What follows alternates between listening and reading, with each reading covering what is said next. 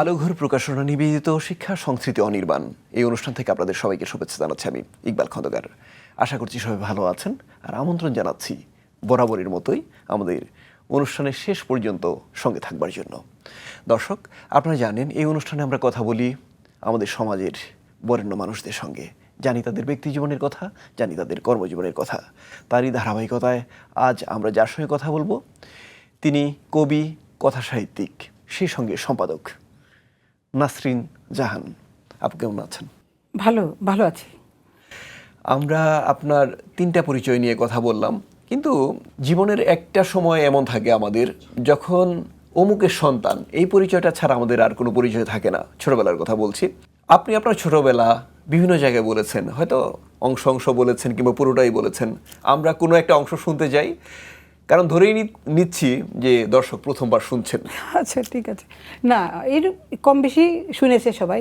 তো আমি খুব ছোটোবেলায় ছিলাম অন্য বাচ্চাদের মতো খুব যে খেলাধুলা করতাম না, ছোটোবেলাতে এরকম ছিলাম না। আমি চলে যেতাম, মানে তখন স্কুলে ভর্তি হয়নি, আমাদের নানা বাড়িতে আমার জন্ম হালুয়াঘাটে। এই সর্ষে খেতে গিয়ে দেখতাম যে আমার সর্ষে ক্ষেতের ঘানে আপ্লুত থাকতাম, বিভোর হয়ে শুয়ে থাকতাম। আমাকে কেউ খুঁজে না পারলে ওখান থেকে নিয়ে আসতো। তো এইগুলা থেকে আমার আব্বার মধ্যে হঠাৎ করে জন্মালে যে কিছু একটা শিল্পী সাহিত্যিক হবে টবে, এরকম কিছু একটা আব্বার মধ্যে। পরে আমরা তো তখন প্রজাপতির মতো উঠতাম, জীবনের দুঃখ আনন্দ কিছু শৈশবে জানতাম না। কিন্তু মুক্তিযুদ্ধ এসে আমরা বর্ডারের কাছে একটা দূরাত্মীয়র বাড়ি থেকে প্রচণ্ড পীড়নের মধ্যে পড়েছিলাম। ফলে ওই শৈশবে জানা হয়ে গেছে দুঃখ কী, বেদনা কী। আর আরেকটা বিষয় আমরা জেনেছি বিভিন্ন তথ্যের যে মাধ্যমগুলো আছে সেখানে, যে আপনার নাম নাসরিন জাহান ছিল না, নাসরিন সুলতানা ছিল। হ্যাঁ, এটা ছিল। তারপরে আমাকে ক্লাস 4-এ আরেক বিচ্ছেদ। আমার বাবা হঠাৎ করে, আমার ফুপুর একজনই মেয়ে, আমরা বাবা কী করে আমাকে ঢাকায় নিয়ে এসে ফুপু বাবাকে কনভিন্স করে ফেললেন। বাবা তখন আমাকে ঢাকায় রেখে গেলেন। আমি 1 বছর ওইখানে ছিলাম, বটমলি হোমসে ভর্তি করেছেন। ফুপু খুব পড়া ছিলেন, তো ওর নাম ছিল শবনম জাহান, আমার নাম নাসরিন জাহান। ওইভাবে ফুপু বললে যে তোরা 2 বোন, তোর নাম জাহান থাকুক, হোক সুলতানাবাদ না, সুলতানাবাদ। আচ্ছা, তারপর তো একটা কমন ব্যাপার থাকেই যে তিনি লেখালেখিতে আসলেন না আপনি আসলেন, তার মানে আপনার জীবনধারা কিংবা চিন্তাধারা, সে গানের জগতে ছিল। আমার আবার ঠিক নেই, আমি তখন আমার গানের কণ্ঠ খুব ভালো ছিল এবং আমারও স্বপ্ন ছিল গানই গাওয়ার, সাহিত্যিক। এটা অনেকে বলে যে ভাগ্যিস। পরে একটা সময় আমার গলায় ইনফেকশন হওয়ার পরে সেই কণ্ঠটা কোনো নষ্ট হয়ে যাওয়ার পরে আমি আর ওইদিকে ঝুঁকিনি, লেখালেখিতে রয়ে গেলাম আর কি। কিন্তু লেখালেখি শুরু করেন আমাদের অনেকেই। আশপাশের মানুষজনকে দেখা যাবে যে জীবনে একটা কবিতা লেখেননি এমন মানুষ খুব কম আছেন, কিন্তু একজন নাসরিন জাহান হয়ে ওঠা হয় না সবার পক্ষে। এটা কি নাসরিন জাহান হয়ে ওঠা কাকে বলে? হয়ে ওঠা কাকে বলে? যার সামনে আমরা বসে আছি সেই মানুষটাকে বলে। কি সব যে মানে স্রষ্টা দিয়ে ফেলেছেন এই কথা বলে একজনকে এটা বড় করা হয় না, তাকে ছোট করা হয় যে এই তো ঐশ্বরিক। তো এটা কোনো কথা হলো? চেষ্টার বিষয়টা এখানে, একাগ্রতা। একটা মানুষকে, আমি সবসময় একটা কথা বলি, আমি মানুষ পড়ে লিখি। মানুষকে পড়তে জানতে হয়, মানুষকে চোখ ফেলতে হয় মানুষের আত্মার মধ্যে। আমি মানুষের চোখের দিকে তাকিয়ে কথা বলি। আমি সব সময় ছোটোবেলা থেকে চোখের দিকে তাকিয়ে কথা বলি। ফলে আমি নিজে একটা ভিডিও করি, তো আজকে একটা ভিডিওতে বলছিলাম যে আমাকে কেউ কোনো দিন মানে সেইভাবে ঠকাতে পারেনি। এটা সাংঘাতিক ব্যাপার না? এতটা জীবনে কেউ ঠকাতে পারেনি, কোনো প্রেমিক আমার সাথে অভিনয় করতে পারেনি। আমার চাউনির দিকে তাকানোর পর আমি তো সেই আমার লুকের দিকে তাকাইলে কিছুক্ষণ পর সে আর পারতো না, কেউ পারেনি। এই যে এই চর্চাটা দিয়ে আমি সেটা আমার লেখার মধ্যে আছে। আর বিশ্ব সাহিত্যের বইগুলো পড়লে না, এইটা অনেকেই বোঝে না যে একটা বই কিন্তু আর একটা ভালো লেখার জন্ম দেয় সাংঘাতিকভাবে। আপা, আপনার নাসরিন জাহান নামের প্রতিশব্দ মনে হয়ে গেছে উরুক্কু। সে উরুক্কু নিয়ে কত কথা বলেছেন, তবু এমন কোনো কথা আছে কিনা যেটা কখনো বলা হয়নি, কিংবা এমন কোনো কথা যেটা অনেকবার বলা হয়েছে তবু আমাদের একটু বলতে চান? উরুক্কু যে বছর বেরোয় তখন তো 5টা গল্পের বইয়ের পরে কিছুতেই লিখতে পারছিলাম না। তো পরে দেখা গেল যে একটা সময় শুরু করে বহু মানে তখন আবার 200-250 পৃষ্ঠার বই, তখন কেউ প্রকাশক পাওয়া কঠিন। যেভাবে হোক মাওলা ব্রাদার্স এটা বের করলো, তা প্রকাশকের পড়ে ভালো লেগেছে পাণ্ডুলিপি। তো যখন ইয়েতে গেলাম, বইমেলায় গেলাম, যে বিক্রি টিক্রির কোনো খবর নেই, কারণ তখন নান্নদের বই দেদারসে বিক্রি হচ্ছে না। যে খুব অপরাধী লাগলো, ফেরার পথে প্রমিস করলাম যে আমি আর উপন্যাস লিখে প্রকাশকের ক্ষতি করব না। এই বইটা কোনো না কোনোভাবে, আমি জানি না, ফিলিপস সাহিত্য ওখানে জমা দিয়েছে। তখন এই পুরস্কারটা এরকম ছিল যে এটা সব সিনিয়র লেখকরা পেয়েছেন, মানে আমাদের সব সিনিয়র, মানে 60-এর দশকের যারা ছিলেন সবাই পারা। তখন নতুন 50,000 টাকা পুরস্কার, বিশাল নিরপেক্ষ আর কি। সেইটা তো আমার তো জমা দেওয়ার কোনো প্রশ্নই নাই। প্রকাশক কোনোভাবে জমা দিয়েছেন, এইটা একটু মজা করে বলি, কিচ্ছু শব্দ ছিল না, মানে যেভাবে জানাজানি হয় এটা কিছু ছিল না। আমি শুনেছি সিনিয়র লেখকরা খুব লবিং করেছেন তখন, আমাকে ইয়ারা কেউ চিনতেন না, মানে যারা জুরি বোর্ডে ছিলেন। একটা ফোন এলো, আমি আমাদের বাসায় তখন একটা অনুষ্ঠান চলছিল জন্মদিনে, তখন আমি কানে দিল আর নাসরিন জাহান বলছেন আপনাকে ফিলিপস সাহিত্য পুরস্কার পেয়ে। এইটা পাওয়ার পরে যেটা হয়, মানে আমি তো সবসময় একটা কথা বলি যে পুরস্কার পেলে দায়িত্ব বাড়ে না, লেখার দায়িত্ব লেখকের এমনিতেই বেড়ে থাকা উচিত। পুরস্কার প্রেরণা দেয় জীবনকে, অনেক ভালো প্রেরণা দেয় না, প্রেরণা একটা দেয় তো ভালো। আমরা একটা প্রসঙ্গ মনে হয় এমনিতেই শুনে ফেলেছি, সেটা হচ্ছে ভিডিওর প্রসঙ্গ, মানে অন্য প্রসঙ্গে কথাটা চলে এসেছে, একটু বিস্তারিত জানবো। ও আমি এই 2 মাস আগে সেলফি তুলতে জানতাম না মোবাইল দিয়ে, আগ্রহও ছিল না, কোনোদিন ভিডিও আপলোডও করিনি মোবাইলে, শুধু সাহিত্য। একটা পর্যায়ে দেখলাম কি আমার লেখা তো মানে খুবই মনস্তাত্ত্বিক লেখা, তো আমি এই মনস্তাত্ত্বিক লেখার পিছনে পড়ে এই কথাগুলো আমি এভাবে বলিনি কোথাও। মনস্তাত্ত্বিক পিরিয়ডে পরে ডিপ্রেশনে পড়ে ডাক্তারের শরণাপন্ন হয়েছি।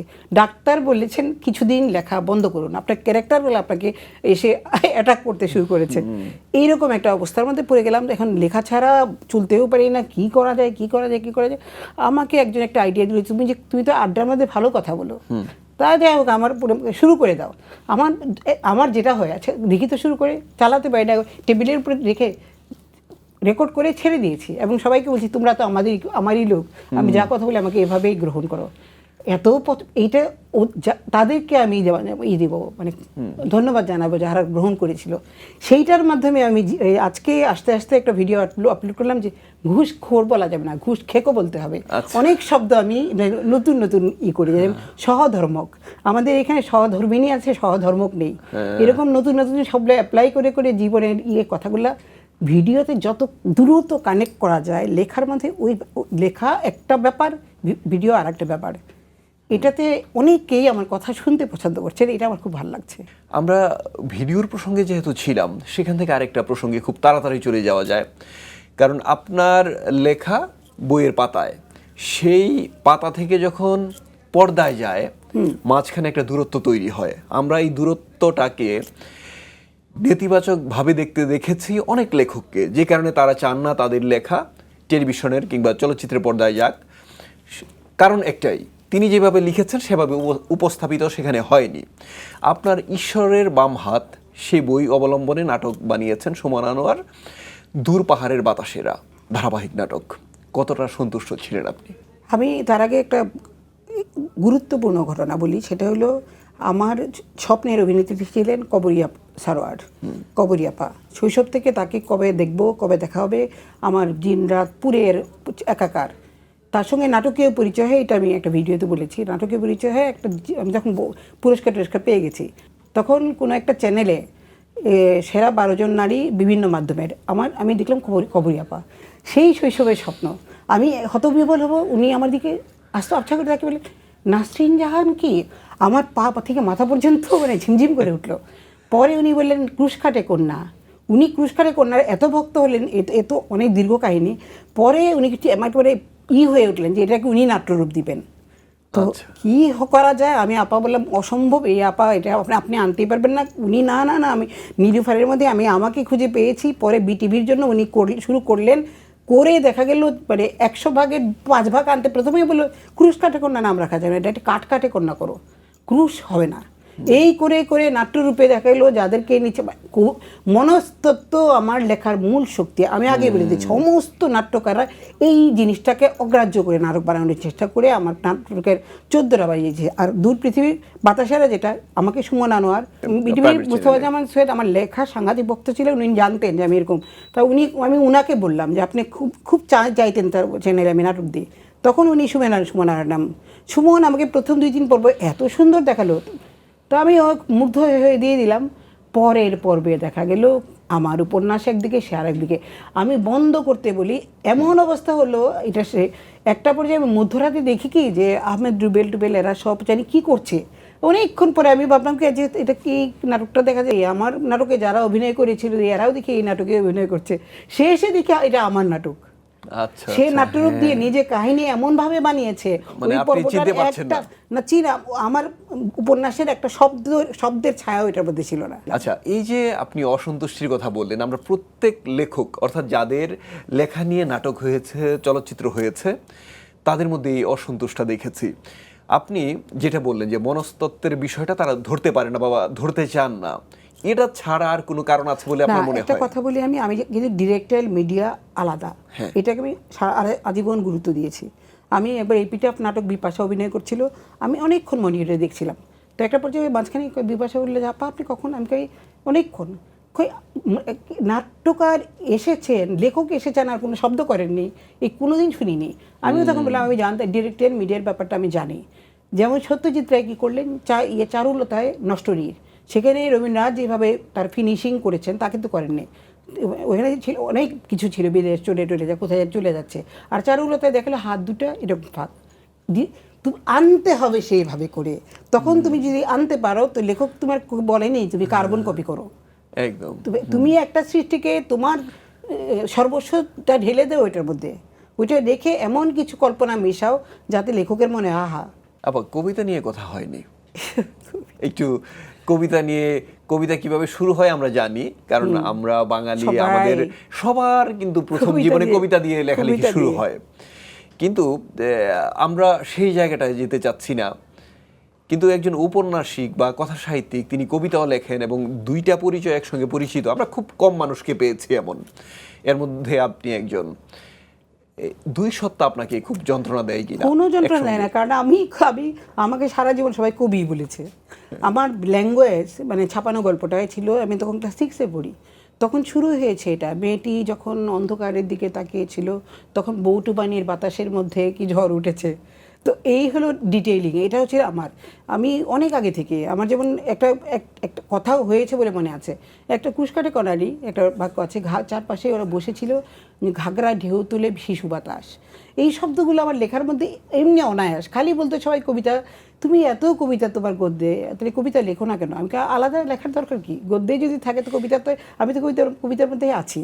শেষে ফেসবুকে যখন ঢুকলাম, সেটাও আরেকটা অসুখে পড়ে, মানে সময় কাটে না, কীভাবে জীবন কাটাই, তখন ভাবলাম ফেসবুকে ঢুকি। তো এইখানে তো দীর্ঘদিন গল্প দিলে লাভ নেই। পরে ভাবলাম এই একটা জিনিস আমি শখের মাধ্যম বলি, শিল্পকে আমি আমার শখের মাধ্যম বলি না, প্রাণের বলি। এখানে আকারে ছোট বলে কবিতা লেখা শুরু করে দিলাম, এই করে করে কবিতা লেখা হয়ে যাচ্ছে।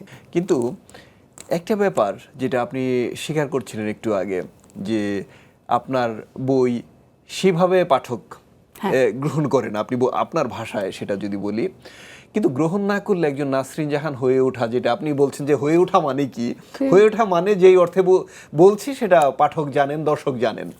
আমি বলছিলাম যে এই যে এতগুলি বই প্রকাশ হলো আপনার, সেখানে প্রকাশকরা কিন্তু বাণিজ্যিক চিন্তাটা করেন, দিন শেষে তারা ব্যবসায়ী।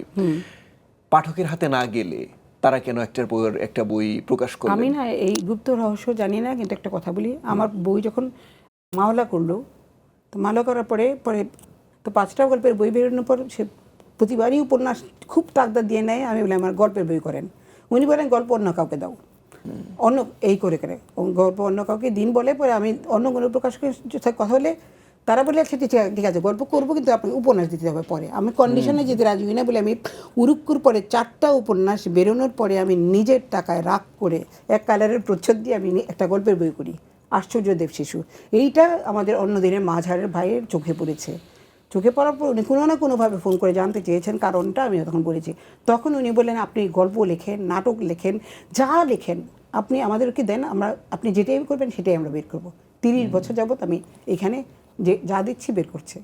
এখন আমি তো কোনোটা এডিশন হচ্ছে, কোনোটা 20 বছর আগে এডিশন শেষ হয়ে আর বিক্রি হয় না, এটা ওই মাঝার ভাই জানে কেন বের করছেন। আমরা আপনার কথা শুনছি, আপনার লেখালেখি নিয়ে জানছি।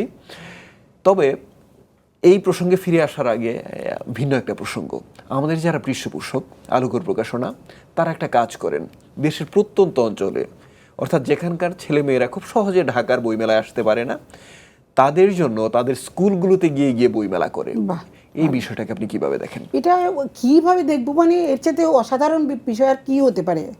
ইস, আমার যে শুনে কি ভালো লাগলো। আমার খালি মনে হচ্ছে যে আমাদের ইয়ের বই থেকে দূরে সরে যাচ্ছে কিনা আমাদের ছেলে মেয়েরা। মানে আমি গতকালকে আমি ভিডিওতেই বলেছিলাম যে আমাদের এরা মানে কীভাবে যেন আমাদের পাঠ্য বইয়ের বাইরে কোনো বইকে গার্জিয়ানরা পড়তে না দিলে ছেলেমেয়েরা আলোকিত মানুষ হবে কিভাবে। এটা আলোঘর আলোকিত মানুষ তৈরি করছে, দারুণ ব্যাপার। আচ্ছা, এখন আবার আপনার প্রসঙ্গে ফিরে যাই। আপনি যে জায়গাটায়, অর্থাৎ যেই প্রকাশনী থেকে আপনাকে বলা হলো যে আপনি যা দেন তারা তাই ছাপবেন, অথবা সেভাবে তারা পাঠকের সামনে আপনার লেখাগুলো উপস্থাপন করছেন অনেক বছর ধরে, তাদের সঙ্গে আরেকটা সম্পর্ক আপনার আছে, সেটা সম্পাদক হিসেবে তাদের একটা প্রতিষ্ঠান আছে। হ্যাঁ। তো আপনি এই যে আমরা দুইটা পরিচয় আপনার বললাম, কথা সাহিত্যিক, কবি, এর বাইরে আপনার সম্পাদক পরিচয়টার বয়সও কিন্তু কম হয়নি। সেখানে আপনি জানেন যে আমাদের আশপাশে কি ধরনের লেখালেখি হচ্ছে, কেমন লিখছে নতুনরা, কিংবা আপনার সমসাময়িকরা, কিংবা আপনার চেয়েও প্রবীণরা মূলত কেমন লিখছেন তারা। না, আমি না প্রথম বাংলা বাজার পত্রিকার সাহিত্য সম্পাদক ছিলাম। আর অন্য দিনের সাথে কথা ছিল, আমি আসলে ফুল টাইম জবটা করতে চাইনি। আমি কি লেখার ক্ষতি করে কিছুই করতে চাইনি।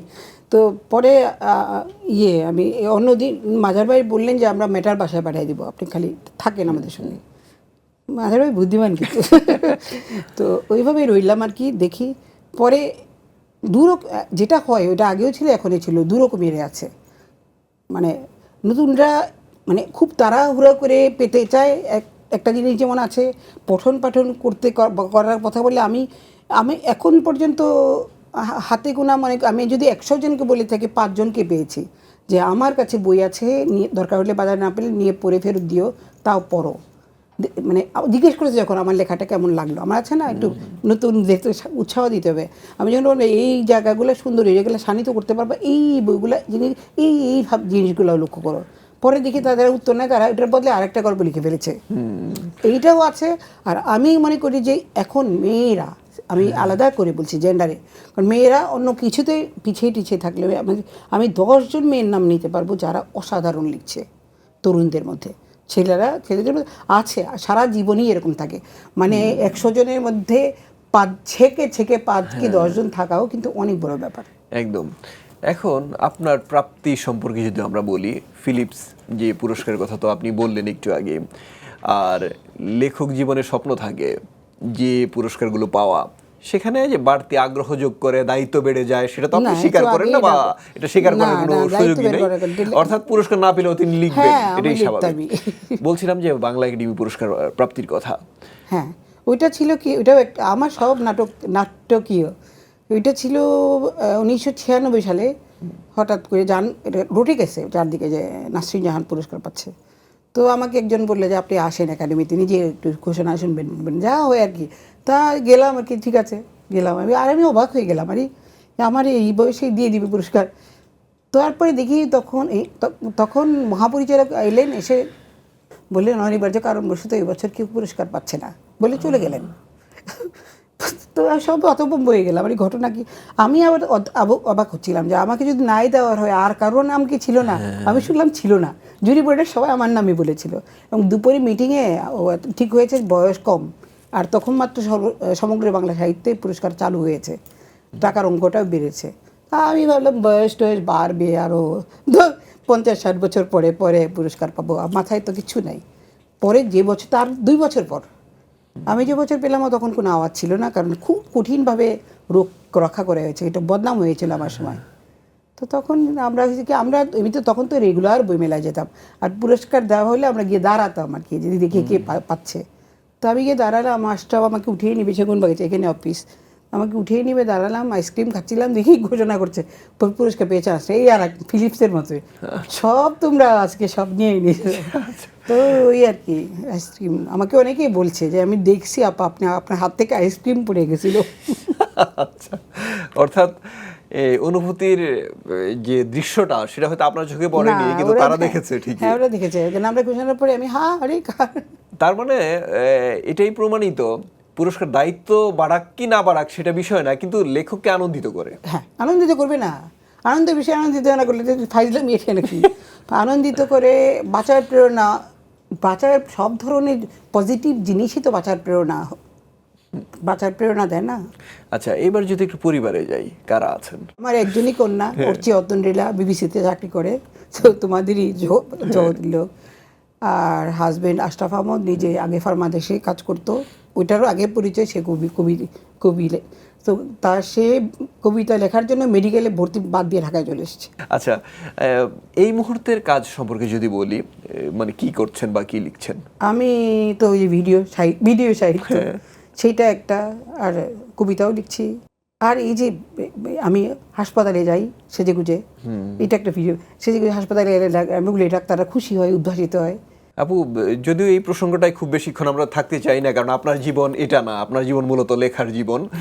আমরা দুইটা প্রসঙ্গ একসঙ্গে করতে চাই। সেটা হচ্ছে, আপনি যখন কবিতা কিংবা লেখা কোথাও পাঠান, আপনার কাছ থেকে চেয়ে নেন, আবার আপনার কাছে আসে লেখা, আপনি যখন সম্পাদক, সেখানে পত্রিকায় একটা কমন ব্যাপার থাকে, সেটা হচ্ছে নির্দিষ্ট একটা শব্দের মধ্যে লিখতে হয়, কিংবা একটা মানে পরিধি বলি বা সীমা বলি, সেটা বেঁধে দেওয়া হয়।